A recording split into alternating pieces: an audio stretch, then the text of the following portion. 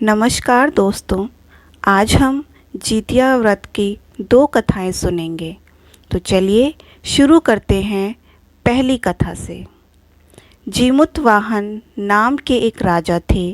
वह गंधर्व के राजा थे और वह शासक बनने में संतुष्ट नहीं थे, तो उन्होंने अपने भाइयों को अपने राज्य की सारी जिम्मेदारियां दे दी और पिता की सेवा के लिए जंगल में चले गए।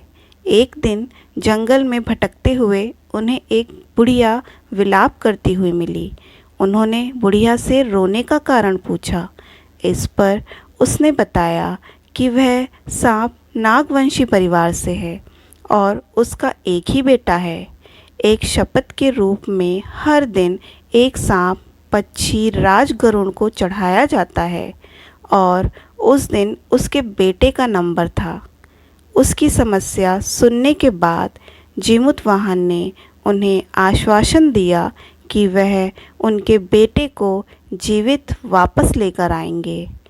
तब वह खुद गरुड़ का चारा बनने का विचार कर चट्टान पर लेट जाते हैं। तब गरुड़ आता है और अपनी उंगलियों से लाल कपड़े से ढके हुए जीमुतवाहन को पकड़कर चट्टान पर चढ़ जाता है। उसे हैरानी होती है कि उसने जो पकड़ा है वह कोई प्रतिक्रिया क्यों नहीं कर रहा। तब वह जीमुतवाहन से उनके बारे में पूछता है। तब गरुड़ जीमुतवाहन की वीरता और परोपकार से प्रसन्न होकर सांपों से कोई और बलिदान नहीं लेने का वादा करता है।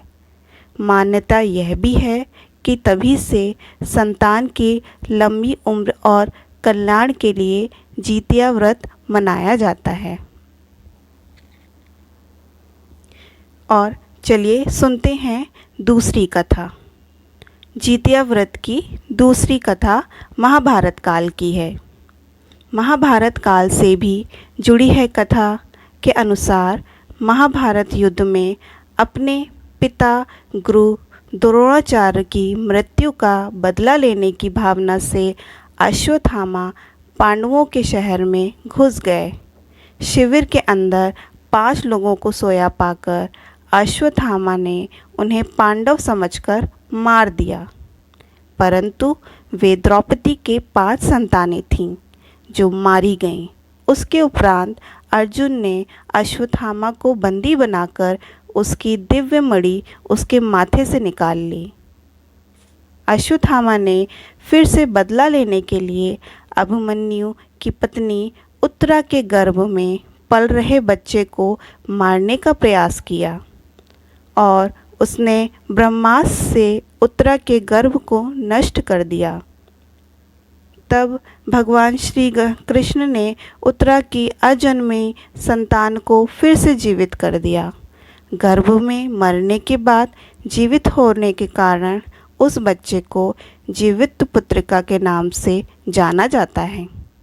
उसी समय से ही संतान की लंबी उम्र के लिए जितिया का व्रत रखा जाता है।